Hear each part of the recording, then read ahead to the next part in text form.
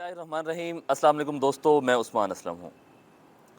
दामन पे कोई छींट ना, खंजर पे कोई दाग, तुम कत्ल करो हो कि करामात करो हो। 16 फरवरी बरोज़ जुमा एक बहुत बड़ी कॉन्फ्रेंस होती है जो कि मुल्क की तारीख की सबसे बड़ी कॉन्फ्रेंस कहलाई जा रही है, जिसमें नेशनल और इंटरनेशनल मीडिया के लोग मौजूद होते हैं। और वो कॉन्फ्रेंस पाकिस्तान तहरीक-ए-इंसाफ के उन उम्मीदवारों ने की है जिनको फार्म 45 के तहत वो ये दावा करते हैं कि वो इलेक्शन जीत चुके हैं, लेकिन फार्म 47 के तहत उनको हराया गया है। तो हर एक कैंडिडेट ने बड़े खूबसूरत अंदाज में इंटरनेशनल और नेशनल मीडिया को सारे सबूत फराहम किए और उनको बताया कि पाकिस्तान में कैसे उनके साथ जो है वो धांधली हुई है। फिर पाकिस्तान तहरीक इंसाफ बरोज़ हफ्ता एक एहतजाज की कॉल देती है। वो अपने कारकुनों को कहते हैं कि पुरअमन एहतजाज के लिए आप लोग इस धांधली ज़दा इलेक्शन के ख़िलाफ़ बाहर निकलेंगे, जिसके लिए बहुत से लोग पूरे पाकिस्तान में निकलते हैं।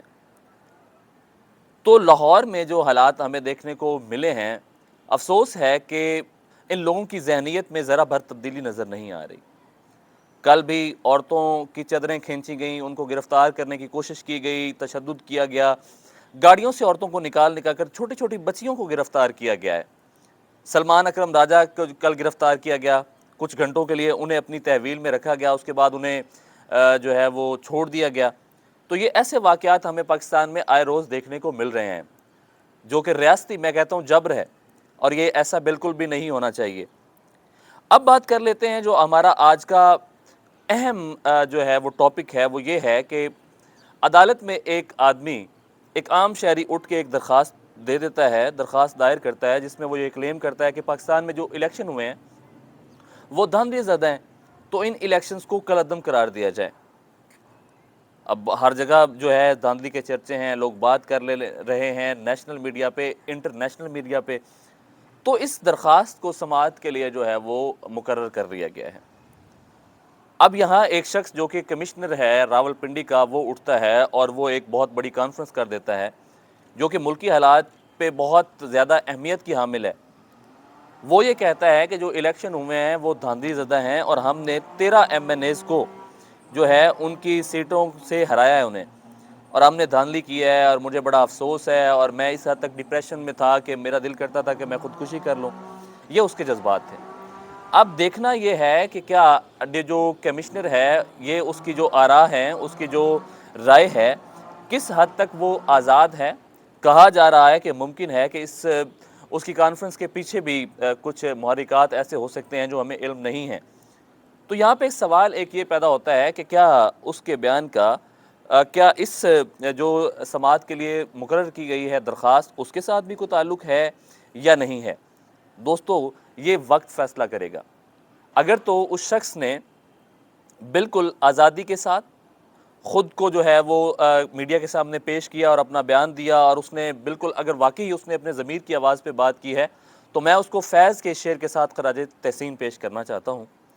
जिस धज से कोई मक्तल में गया वो शान सलामत रहती है, ये जान तो आनी जानी है, इस जान की कोई बात नहीं। अगर वो वाकई ही उसने अपनी खुश दिली के साथ अपने ज़मीर की आवाज़ को सुनते हुए बयान दिया है, तो फिर वाकई उसके बहुत से पैरोकार भी सामने आएंगे। रावलपिंडी ने जो इल्ज़ामात आयद किए हैं, उन्होंने ये कहा है जी कि मेरे ऊपर बहुत ज़्यादा दबाव था।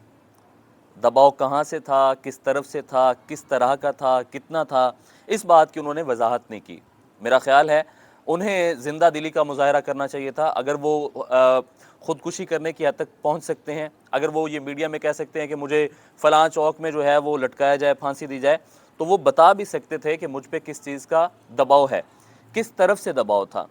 फिर उन्होंने जस्टिस काज़ी फ़ाइज़ ईसा जो कि चीफ़ जस्टिस हैं, उन पे भी एक इल्ज़ाम आयद किया है। उन्होंने ये कहा है जी कि वो भी जो हैं इस धांधली में शामिल थे। तो चीफ़ जस्टिस साहब भी कल सामने आए हैं और उन्होंने एक छोटा सा बयान दिया है। उन्होंने कहा है जी कि मेरा इस चीज़ से कोई ताल्लुक़ नहीं है, और वो हँस के लोगों को बता रहे थे। तो चीफ़ जस्टिस साहब, बड़ी मेहरबानी, आप सामने तशरीफ़ लाए हैं और आपने इस बात का इज़हार किया है और आपने ये बताया है कि आपका धांधली के साथ कोई जो है वो ताल्लुक़ नहीं है।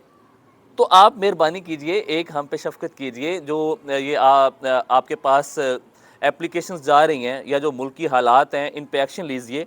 खुदा ने आपको जो है वो इक़्तिदार दिया है, खुदा की ज़ात ने आपको ताकत दी है।